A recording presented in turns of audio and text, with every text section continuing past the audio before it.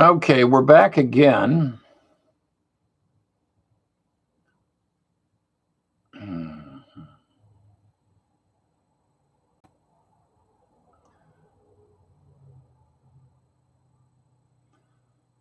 Okay, on.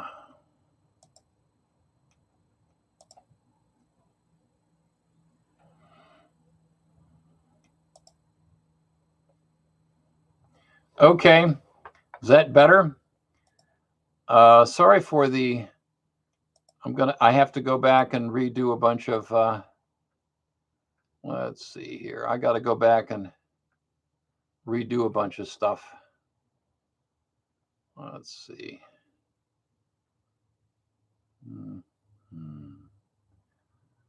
All righty. I apologize for the technological. Low embedding, comments and ratings. Okay. All righty. Well, let's see here. Customization. Live commentary. There we go. Okay. I had to turn off the live commentary or the live reactions because I just get bombarded with all the hearts and all that stuff. So I generally turn that off. Okay. I don't know where we were when the feed died out. So let's start all over again. This is a recap of the life of George Hodel. Born in 1907, well-to-do parents. Father was an investor, a financier. Okay, sorry, Instagram, YouTube was a problem. Graduates from high school, goes to Caltech, was there about for a year. And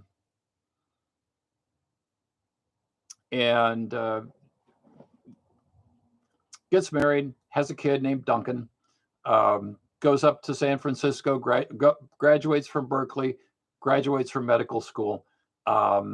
His specialty is public health. He does postgraduate work in venereal disease. That's his specialty, not surgery, regardless of what Steve Hodel says.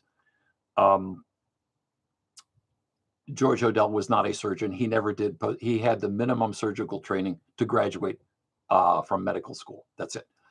Comes back to Los Angeles. By this time, he is married again to Dorothy number 2. The three women we need to remember are wife number 1, Amelia, Dorothy number 1, whose daughter was Tamar. More about her in a bit, and then Dorothy number 2. Yeah. Yes. Tamar number 2. George was. When you look at Tamar Hodel's, she wasn't born Tamar Hodel. That was later. When you look at Tamar's birth certificate, the space for the father is blank. No father is listed. Anyway, so you've got Dorothy number 2. She's Dorothy. Dorothy number 2 is the mother of these 3 kids, Michael, Steve, and Kelvin. Michael is the future broadcaster, radio personality for KPFK.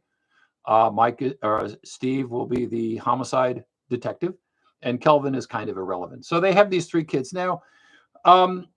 Dorothy number 2 and George split up. He's living in San Marino. He's got a practice there. He subsequently moves into the Sowden House, which had been a rental.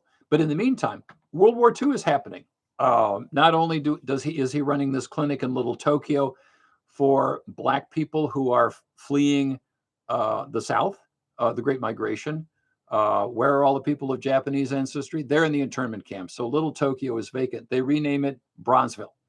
And because Los Angeles is a segregated city, we can't have Black people just living anywhere. So we're going to put them in Little Tokyo. We're going to call it Bronzeville. So George Hodel's clientele for this clinic is not the movers and shakers of LA. It is the poor Blacks who fled the South. That's who he's treating. George cannot get into the World War II is going on. He's a doctor. He can't get into the service. Nobody will take him. Why? He's got a bad heart.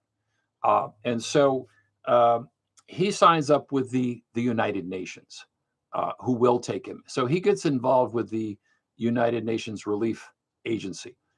And so he leaves. He leaves Los Angeles and goes to China.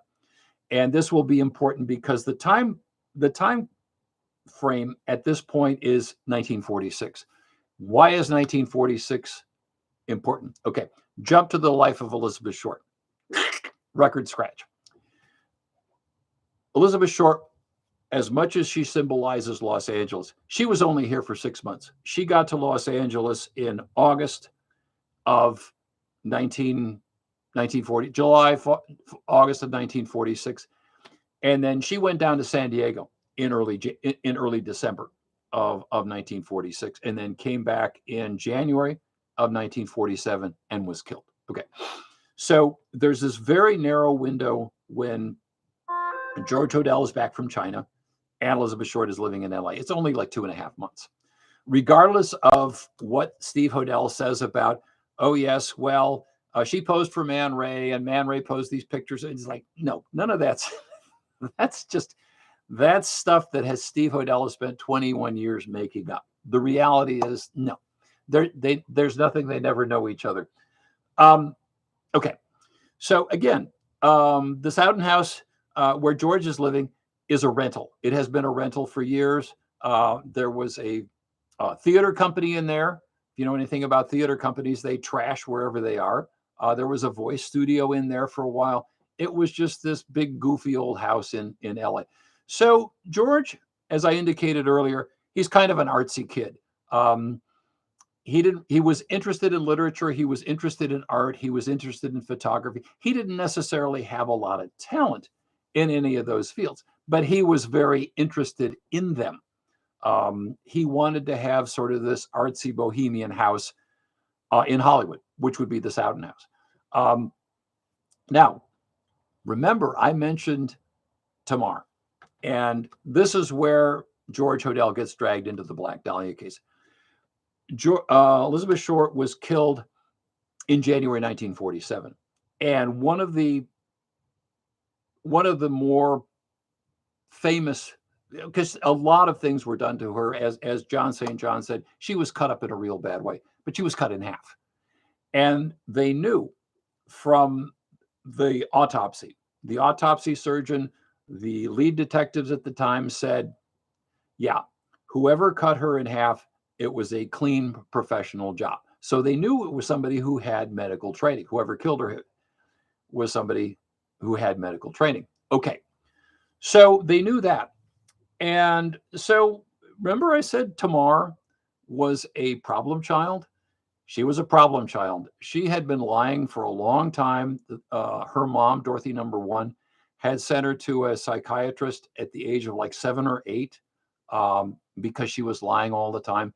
And as she got older, she lied more and more about men trying to molest her. That was kind of her go-to tactic. The mom had sent her off to boarding school to kind of try to straighten her out. That didn't work. The mom eventually has a heart attack. She's falling apart because Tamar is such this incorrigible, at this point, teenage girl. And so Dorothy number 1 says, okay, screw it. I've had it with you, Tamar. I am sending you down to live with your dad in Los Angeles. Ooh! Well, Tamar lives in the Bay Area. She doesn't want to go down to LA. She doesn't want to be there. George is divorced. Dorothy number 2 and the kids aren't living there. So he's living the swinging single life in the Sowden House. He doesn't want this incorrigible teenager either. How do you think that turned out? Not good. Okay. Now, remember I mentioned Duncan, the son from wife number 1, Emilia. Okay, remember Duncan? Tamar tells Duncan, before she goes down to LA, she says, I'm going to accuse dad of molesting me. It won't be true, but the cops won't know that, and I'll get him in trouble. And sure enough, that's what she does. She runs away from home, which is, on the first page of the incorrigible teenage girl's playbook is running away from home. She runs away from home. And she tells the police, oh, well, my dad's molesting me, blah, blah, blah, blah, blah. And George is arrested. And there is a trial. Now, she didn't just accuse George. And this is one of the things Steve will never, ever, ever tell you. But she also accused, I was saying it was 13 boys at Hollywood High School. I went back and looked at the news stories. It's like 19. Anyway, more than a dozen. It wasn't just that she accused her dad. She also accused all these boys at Hollywood High School of molesting her. Okay.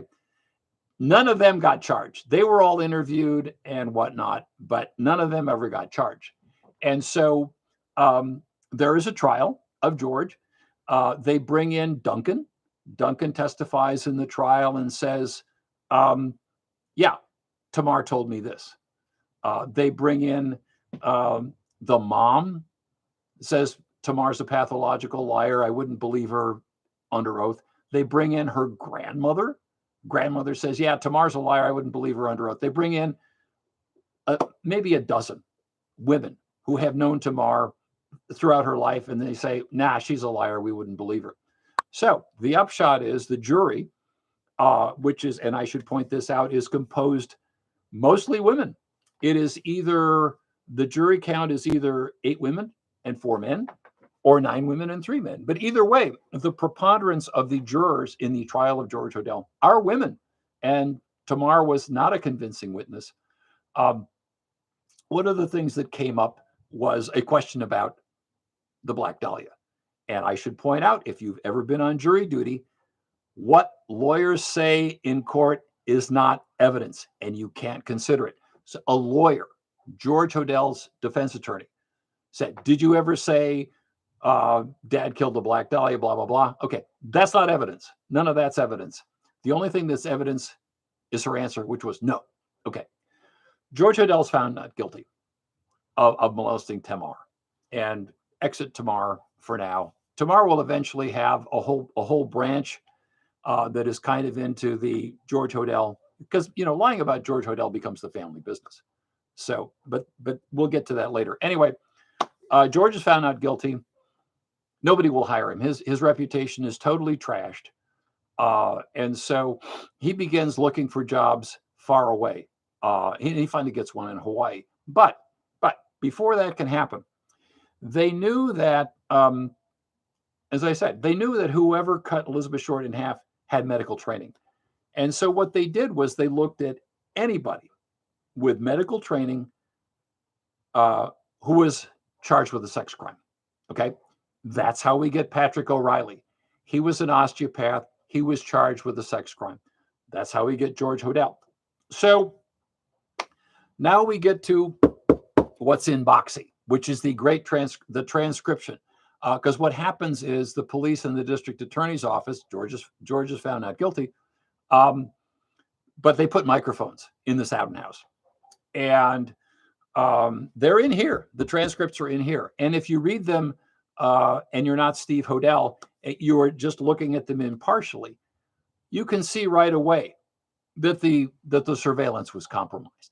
How can I be so sure? Well, I put it all online. You can read it for yourself. But what does George Hodel say? What's the first thing he says? They're out to get me.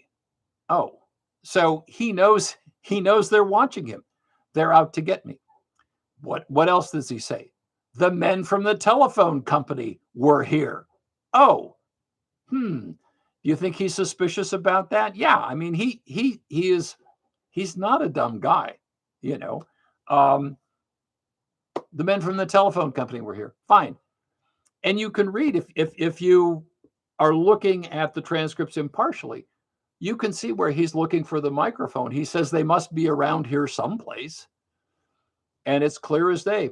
Once he finds the microphone, he starts shooting off his mouth about the Black Dahlia case and a lot of other stuff. Well, I know where law enforcement can get a good deal on, you know, clothing and furniture and all that kind of.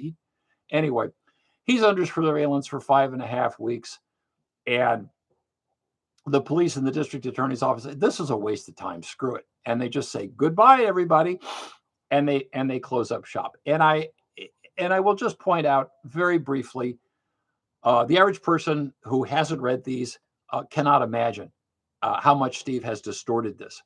At one point, they are using a wire recorder. And so one of the technicians will say, I had trouble with one of the reels. Okay.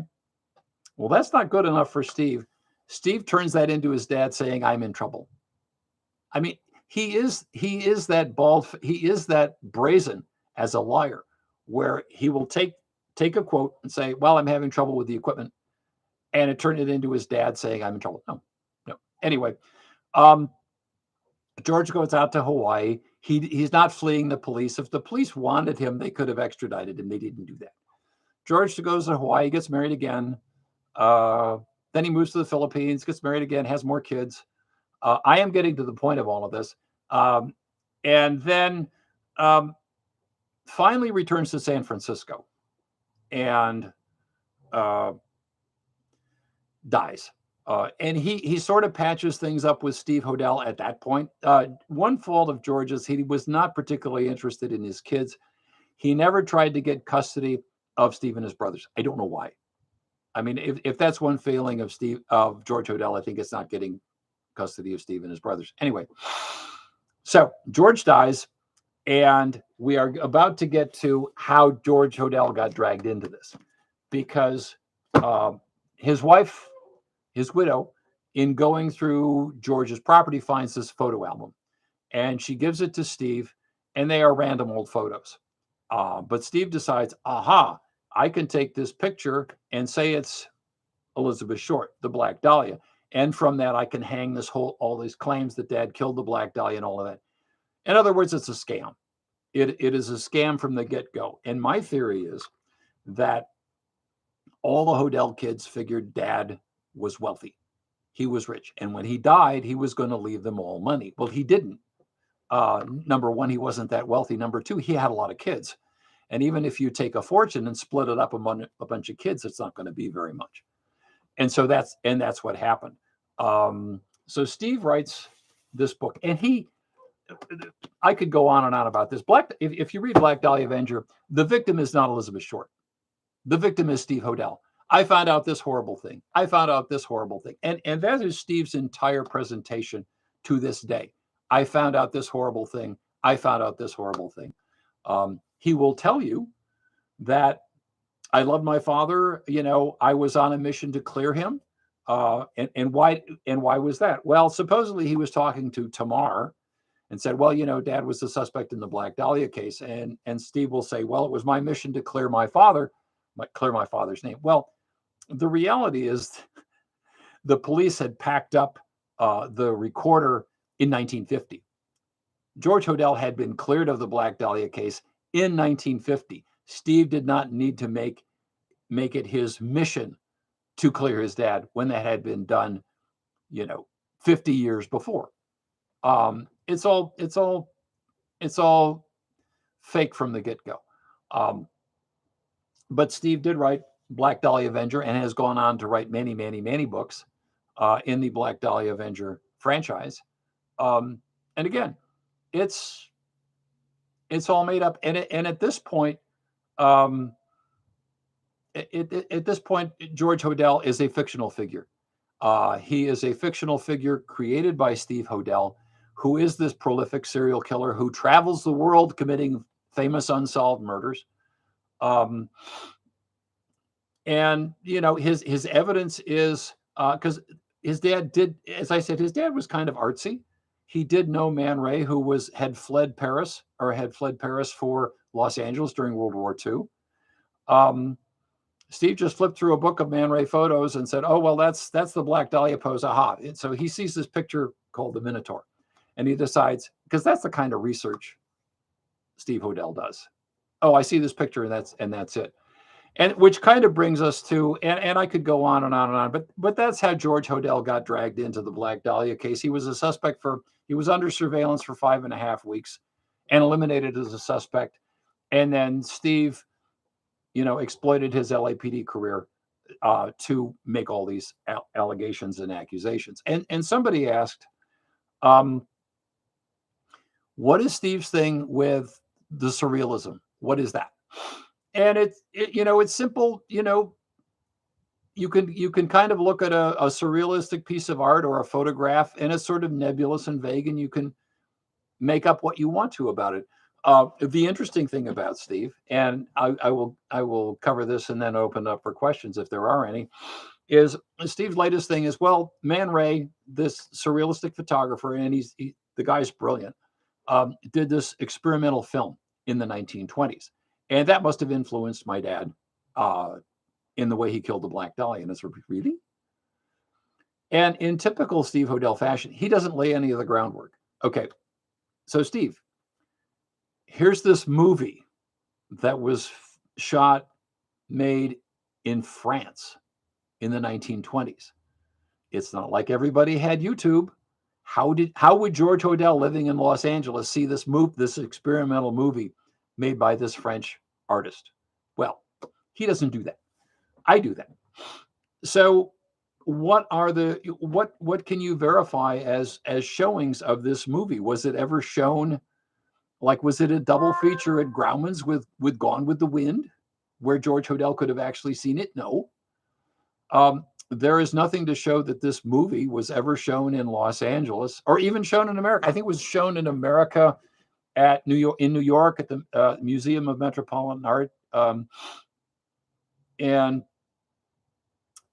the best I can figure out is maybe it was shown at a film series at the Los Angeles Museum of Art in maybe 1947, something like that. But it's very nebulous. And Steve doesn't present any groundwork to establish that this movie was ever shown in LA. It's just my dad saw this movie and it influenced him. And that's the caliber of research that you get between. That's the caliber of research you get with Steve Hodel. It's just he uses these things called thought prints.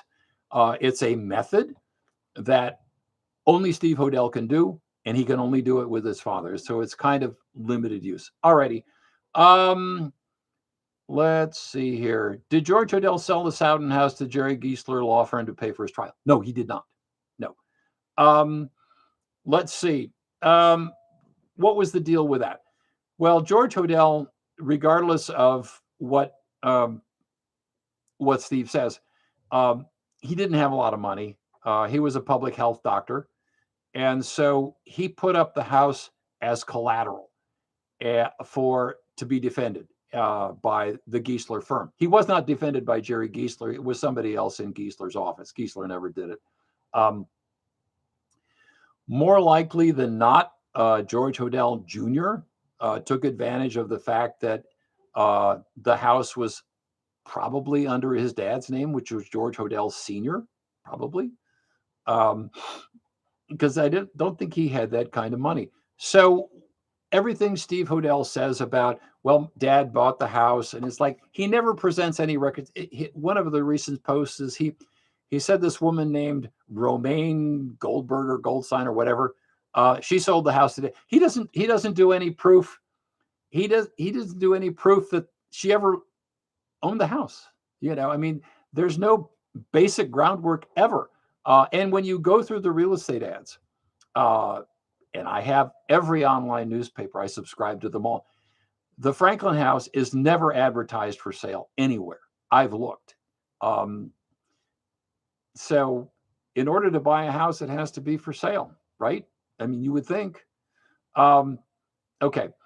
So no, he didn't sell the house. It's not clear that he owned it. Maybe he was managing it for his dad, something like that. How wealthy was George Hodel? That's a good question. Let me see if I can. I'm not sure if he's in the 1940 census. One of the questions in the 1940 census was income. And so let me see if I have that in my cheat sheet. I've got his sense. I don't have that figure readily available. If you have access to census records, you can go to the 1940 census and it will give you the individual's annual income. You can look it up there. But he was not particularly wealthy. No. Let's see. Okay. Was there a connection between John Huston and George Hodel? Well, in the sense that George Hodel was married to John Huston's ex-wife. Yeah.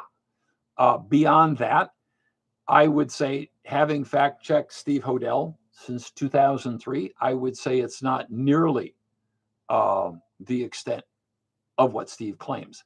I mean, Steve will say that, oh yeah, my dad was buddies with, John Huston, and mom was a script doctor on, God, was it Treasure of Sierra Madre? And none of that. That's all. That's all Steve world. That's this parallel. That's this parallel reality that I call Steve world. Now, um, I imagine they knew each other. The most interesting thing is a series of letters that are in the Motion Picture Academy library. If you want to read them, they are in the John Huston papers. And Steve, as usual, manipulates and distorts what is in these letters. Generally, Dorothy number two, his ex-wife, was writing to John with all of her money problems. Steve's mom was an alcoholic, and again, I think if there is one thing George Hodel did wrong is he was not interested. He didn't get custody of Steve and his brothers. He showed absolutely no interest in doing that.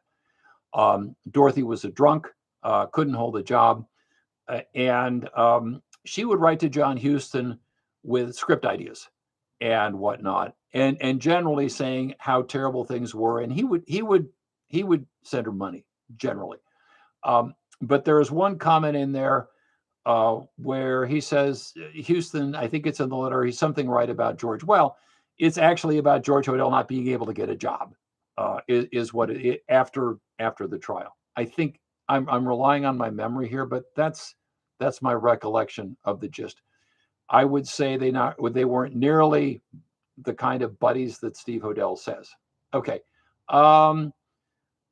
Pipkin, that is a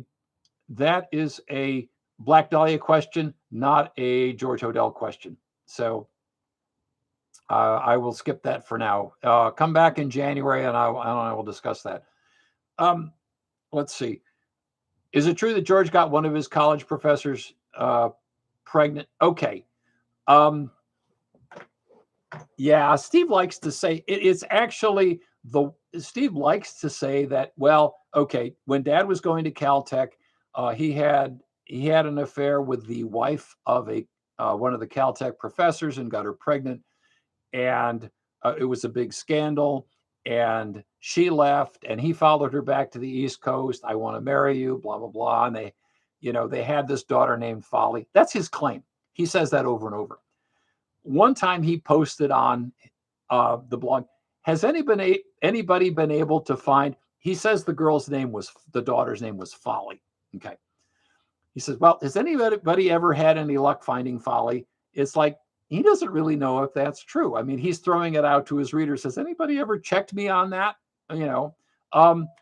I can tell you that Folly was not a real popular girl's name.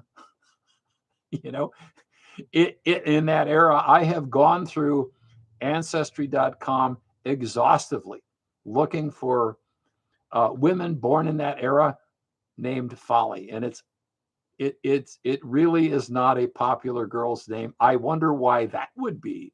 Anyway, Steve later kind of said, well, maybe it wasn't a college professor, maybe it was a classmate. Maybe my dad had an affair with a college, one of my classmates' wives or something like a classmate's wife, something like that. He's very vague about that, but it's the kind of thing where he wants it to be true. And so therefore it is, which is, again, that's a very typical Steve Hodel move. Let's see. What did Tamar hope to gain by lying about her father and the college students? She wanted to cause trouble. It was, when you look at the arc of Tamar Hodel's life, she was a very troubled lady. And the idea of anybody taking her, believable is pretty questionable. Talk about Mother of the Year. Tamar eventually gets pregnant. And Tamar gets pregnant. She has a little baby girl named Fauna. Okay. She is in Nevada. She meets this washroom attendant in Nevada, hands off Fauna to this woman who happens to be black. She tells this woman, Fauna's black, and eventually she'll darken. And so Fauna is raised thinking she's black. No, but she thinks she is. I mean, that's a fascinating story, right? Okay. Fauna does her life story and all that kind of stuff. Zero about George Hodel, zero about the Black Dahlia, nothing until publication of this. And then all of a sudden, guess who's all over Black Dahlia Venture? Fauna. Oh yeah, she incorporates that into her life story. And again, I said lying about George Hodel is the family business. That's how I Am the Night gets made. That's how Root of Evil, the podcast that goes with I Am the Night, that's how that gets made. And Fauna, by the time, and I'm digressing here on I Am the Night, by the time I Am the Night rolls around, Fauna's dying of cancer. And so she hands it off to her two daughters, Yvette and Rasha. Well, Yvette and Rasha are also on the George Hodel. They're on the George Hodel gravy train. And so they do this podcast, and they are turning the George Hodel Evil Genius franchise, which nobody talked about until publication of this book. Suddenly everybody knows about it. They're on the podcast, the George Hodel gravy train as well. Yeah. So what, anyway, that was just, Tamar was just like to stir things up. When Fauna went out to Hawaii to live with Tamar, had never met her biological mother. So she goes out to Hawaii to meet Biomom. And she says, Tamar is hippie of the year. That was her description of Tamar. Pretty much everybody, all of Tamar's kids say she was a liar and manipulator. She does not have a great reputation. So that's kind of, she just liked to stir up trouble. Yeah, George Hodel on 1940 census in San Gabriel with Dorothy and Michael. Yeah, on the far right, Cowpoke, on the very, very far right column, there should be the annual income. It's all the way over on the right. I have George Hodel census records, but I'm not going to interrupt the feed to go look at that form. It's all the way in the right-hand column of the census form, what the income was. How long was Dorothy in jail? Dorothy kept getting arrested. This is Dorothy number 2, Steve's mom. She kept getting arrested for neglecting Steve and his brothers. And she got a warning. She was put on probation, and she finally went to jail. I think, and unless I've got it on my cheat sheet here. Hang on a second.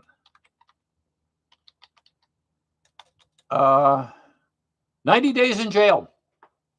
She was sent. Dorothy number 2, Steve's mom, was sentenced to 90 days in jail for child neglect. So that is that. What are thought prints? I don't know. Thought prints are this technique that Steve Hodel uses. Again, only Steve can do it, and it only works with George Hodel. It's kind of like, I guess Steve goes into this trance-like state where he does, I'm getting a thought print. It's very subjective, and whatever. You have to admit the whole family is messed up. Oh yeah, no question about it. I mean,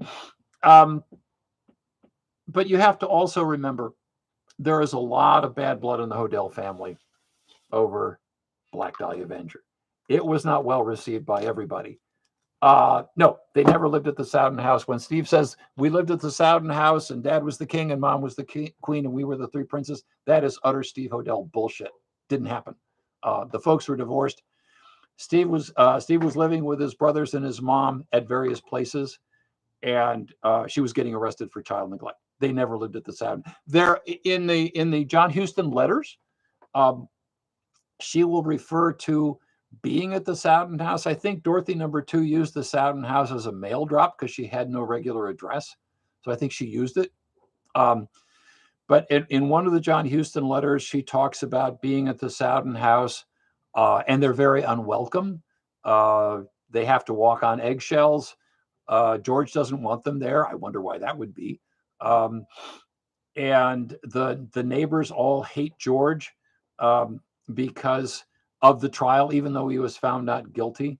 So yeah, but getting back to the question of the Hodel family being messed up, there is a lot of bad blood in the Hodel family over Black Dahlia Venture. Duncan, the oldest son, was furious with Steve Hodel over Black Dahlia Venture. Never talked to him again. Duncan was a character witness for his dad during the trial, um, and so he's the one who said, "Yeah, Tamar told me she was going to make this allegation against Dad." Um, the Philippine branch of the family, they hate Steve. I've been in contact with some of the Philippine branch, and they are absolutely furious with Steve. And I am told by people who knew Tamar that she was ticked off at Steve as well, because he wrote the book in total secrecy, didn't tell the family what he was doing, and I think my understanding is there were a lot of ill feelings between Tamar towards Steve over Black Dahlia Venture, and she finally came around. But yeah, but again, lying about George Hodel is the family business.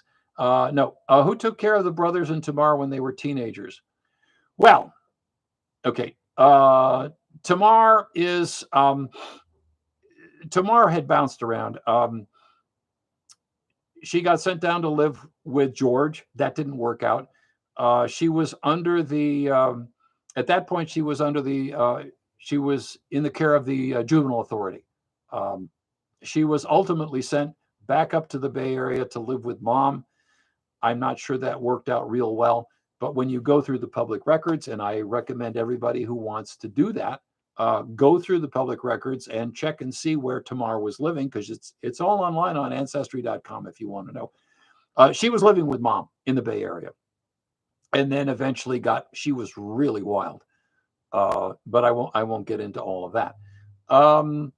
Who took care of the brothers when they were teenagers? Well, Steve says that, as soon as he turned of age, as soon as he could enlist in the Navy, he went into the Navy. He was living with mom, and it was, again, mom was an alcoholic who couldn't hold a job. And so it was really a pretty miserable, bleak existence for Steve and his brothers. And again, I don't understand why George Hodel didn't get custody of the kids. I don't get that. John Huston did give money to Dorothy number 2 occasionally. He did do that. Let's see. Is Steve K still on board with Steve's story? That's a good question. Steve K no longer discusses that. He he has said on the record that he does not support Steve's, because Steve has this whole conspiracy. There was this massive cover-up by the LAPD and the district attorney. And Steve's case says, no, I don't believe any of that. I don't think that's true at all.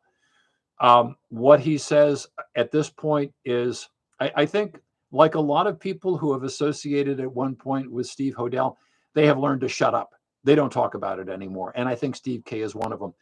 The guy who is involved with Exquisite Corpse, he told a mutual acquaintance that book, ruined my career. I couldn't get a job, and wouldn't talk about Steve at all. And that is often the reaction of people who associate with Steve, is they don't want any part of Steve. They don't want any part of the Black Dahlia. And I think Stephen K has gone that route as well.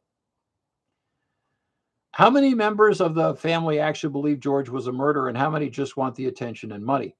Okay. Steve believes it's true. I mean, he's convinced himself, but Steve has built this incredibly elaborate structure that's all flimsy, and he keeps having to reinforce it with more crimes and more clues, and here's this and here's that. It's a constant battle to keep it going.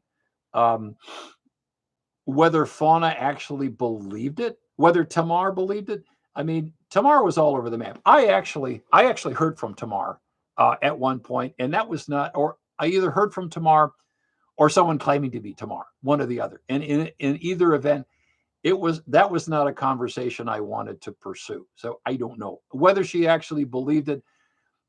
I think she was. My understanding is that Tamar never really believed it, but was always questioning it. And I think that was the same with Fauna as well. Fauna's daughters, Rasha and Yvette, they were so young, they have no recollection of I mean, George was the great grandfather. I think they will believe whatever they will say, whatever is convenient to get work. I think is where they are. I wouldn't put any stock in what they say. Did Steve or George Hodel ever own the Sowden House? I think George Hill Hodel Sr. I think Dr. Hodel's dad probably owned the house. And I haven't gone down to the Hall of Records to pull the property records on that house. I think it's kind of Steve's job if he wants to, you know, keep claiming that his dad owned the house. I think it's up to Steve to pull the property records and say, see, here my dad. But he's never done that. And you ought to ask yourself, that would answer the question like that. If Steve went to the Hall of Records and pulled the property records. He hasn't done that. And I think there's a pretty good, I think we can figure out why Steve hasn't done that, because it's not going to support what he claims. I think there was a certain degree of misrepresentation when George Hodel Jr. got in a bind legally, that he could put a lien against the house. And maybe there was some sort of transfer between George Sr. and George Jr. But the house really, I'm relying on my memory here at this point, but I've done a research on the Franklin house. I don't think it's sold in the 30s, and I think it's sold again in the 50s. But there's no record of any sale, at least, in terms of the newspapers, real estate ads. I mean, I have scoured the newspaper real estate ads. Instagram, you got to go goodbye here. There. And I have scoured the newspaper real estate ads looking for anything about the Sowden House. There isn't anything. It was never listed for sale as far as I can find. There were businesses located there, but that's it. Okay. Well, thank you for your patience with the the latest technical problems. I think I have tamed Nightbot to some degree, I guess. This is the last session of the year. The first Black Dahlia session will be January 7th, 2025. Imagine that, 2025. Is that possible? Yes. And then the next George Hodel session will be January 21st, 2025. So for all who celebrate the holidays, Christmas, New Year's, safe and sane, and I will see you the beginning of next year. Take care, everybody. Thanks again. Bye-bye.